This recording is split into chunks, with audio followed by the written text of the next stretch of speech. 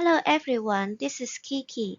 Today our group is going to give a presentation on the topic of types of machine hazards and preventions in food industry. The group member details is on the right hand side. Let me give an introduction on the presentation topics to you all. Comprehensive understanding and effective mitigation of these hazards are significant to foster secure and conducive workspaces. This presentation focuses on an exploration of machine hazards within the food industry, researching an array of dimensions vital for workplace safety. It also examines the different types of hazards to observe their multifaceted impacts on workers. Besides, the research dives deep into prevention methodology to seek innovative ways to bolster safety measures. In addition, it highlights the role of workers' training, emphasizing the importance of empowering employees with knowledge and skill necessary to navigate these hazards proactively. By addressing this element, the study aspires to offer comprehensive insights, informing the development of safety protocols, thereby ensuring the environments where workers can thrive without compromising their well-being. Here are the 5 research questions we want to explore in our presentation. The first one is, what are the main machine hazards in the food industry and how do they cause workplace accidents? The second one is, how do machine accidents affect workers emotionally and mentally? The third one is, how can organizations help workers recover and return to work after machine accidents? The fourth one is, what factors impact the success of machine hazards prevention in the food industry? And the last one is, how does worker training contribute to preventing and addressing machine hazards? Let me answer the first question. The food industry uses machines to prepare food, but this machine can be dangerous and cause accidents.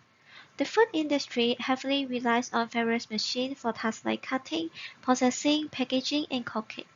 These machines are designed to enhance efficiency and productivity, but they also introduce potential risks to the workplace. Machine hazards encompass a range of dangers, including sharp blades on cutting machines, hot surface in oven and stove, fast-moving conveyor belts, and heavy machinery for mixing and packaging. In food processing, cutting machines equipped with sharp blades pose a significant hazard. Workers may come into contact with this blade during slicing, dicing, and chopping of food items, which may result in injuries such as cuts, laceration, or even amputation. Oven, stove, and cooking equipment in the food industry often have hot surface. Accidental contact with this surface can lead to burns and scalds. Hot oil used for frying may also splatter, causing burn and skin injury. Conveyor belts are commonly used for food processing and packaging, and they present risks if workers' clothing and body parts come into entangle in them. This may result in severe injuries, including broken bones or bruises. Heavy machinery like mixer and packaging equipment may be dangerous if it is not operated correctly. Workers may be stuck by moving machine parts or get caught in the equipment, may lead to injuries like bruising or fracture. When a machine accident happens resulting in a work injury, the working need to take the sick leave until physical recovery is achieved. At the same time, this is also leave psychological impact.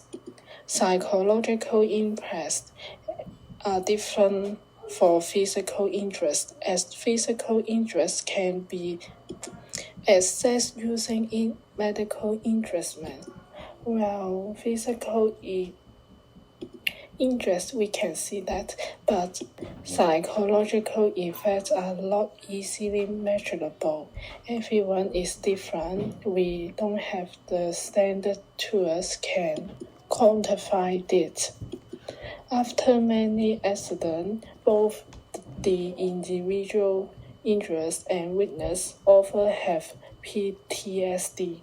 Post-traumatic stress disorder is a disorder that develops in some people who have experienced a shocking, scaring, or dangerous event.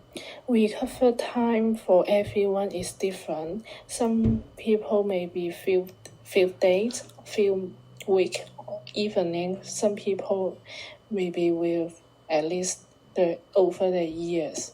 Symptoms also impact daily life. For example, worker may feel anxious about return to that job position on operating machinery, freewing and other accident. Working who have experienced accident may blame himself. Even the accident was not their fault, leading to feeling of guilty.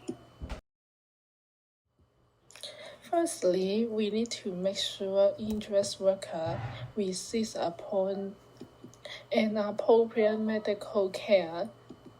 This includes arranging psychological counseling on arranging for employees who have experienced emotion treatment, provide information and assistance regarding worker compensation claim and legal rights.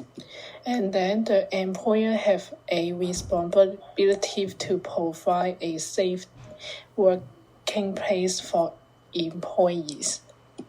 They need to conduct thorough safety assessment, investigate the root causes of the accident, and inspection of the machine involved in the accident, and check that any machine need to make sure the working place is safe.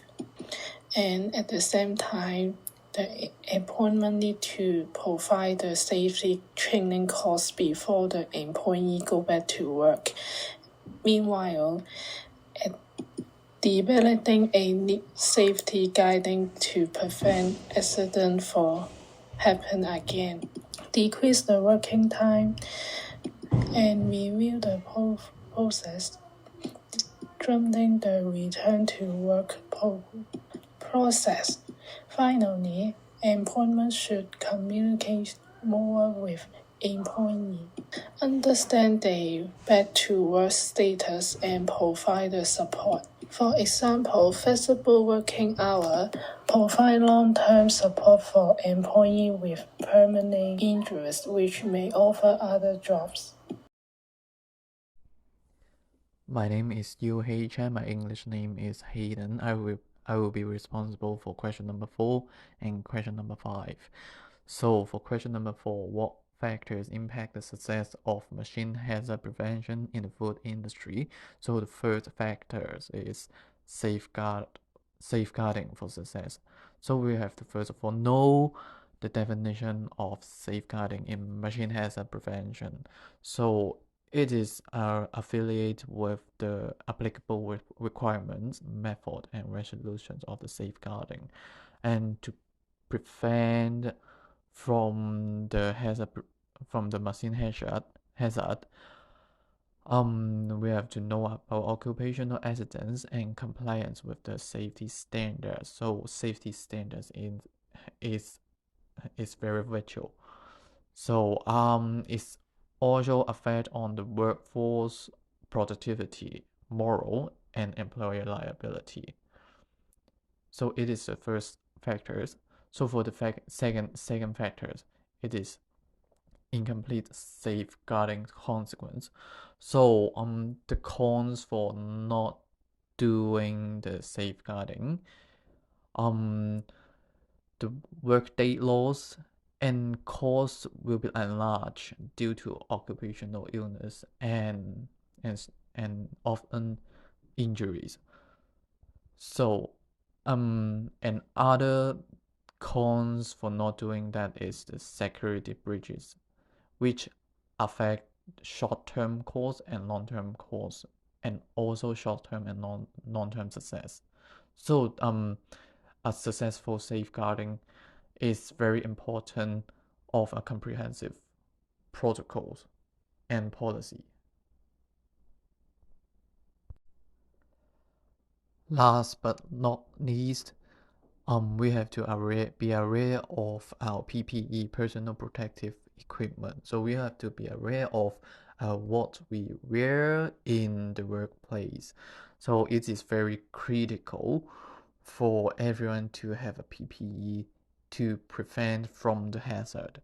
If we don't wear a proper PPE, severe risks, including amputations and injuries, will be caused. And it is also an emphasis on safety measures for employees operating when they are operating food process machine. So these are the factors for the success of machine hazard prevention in the food industry. And now we are going on to question number 5. How does worker training contribute to preventing and addressing machine hazards? So the first thing is we have to create a comprehensive safeguard-oriented worker training.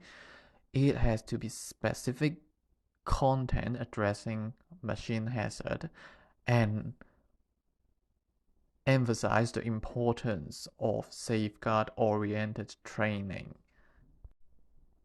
So while the trainee know how the importance of the safeguard-oriented training is, they will know how to effectively operating the processing food machines, which can minimize their personal exposure to hazards and optimizing their productivity when they're operating the machines. And the second thing is, apart from the trainee, from the safeguard worker training, everybody in the workplace has to have the concept of safeguarding. It is very significant that everybody has to be informed and educated in the workplace. And the overall safety strategy can therefore be comprehensive in an industry, in the company. And the third thing is safeguarding hierarchy. So everybody in the workplace have to know the basic prevention strategy, the advanced strategy, and the most effective way to prevent from the machine hazards. So safeguarding hierarchy can be a guidance on selecting suitable safeguarding techniques and skills and knowledge for everyone in the workplace to follow. It also strikes a balance between safety and productivity. So while the workers focus on the productivity, they can also prevent themselves from machine hazards while operating the machines. So it hence maximizes the operational efficiency while ensuring all workers' well-being and health. Today, I want to talk about keeping our workplace space, especially when it comes to using machines. It's crucial for us to make sure that the machine we work with are not only working well but also safe to use. First off, we need to regularly check our machines. This means looking at them to make sure they're okay and fixing anything that might be wrong. This helps keep us safe and make sure the machines last a long time. Next, all of us who use the machine should know how to do it safely. That means we need good training. When we know how to use the machines the right way, we're less likely to get hurt and we can do our job better. We also need some clear rules about safety that everyone follows. It's like having a plan that we all stick to so we know how to stay safe together. Science regular talks about safety, and easy to understand guidelines can help us all follow the rules. Now, accidents can happen, and if they do, we need to be there for each other. Managers and supervisors should help and support anyone who gets hurt. And when someone gets better, we need to help them come back to work comfortably. This might mean changing their hours or what they do a little bit. Before we start our work each day, we should take a good look at the machines we're going to use. These quick checks can help us find any problem before they become big issues. It's simple steps that keep us all safe. In summary, to have a safe workplace, we need to check our machines regularly, get good training, follow clear safety rules, support each other in case of accidents, and check our machines before we start working. This simple step keep us safe and make sure we can all go home in one piece at the end of the day. Thank you.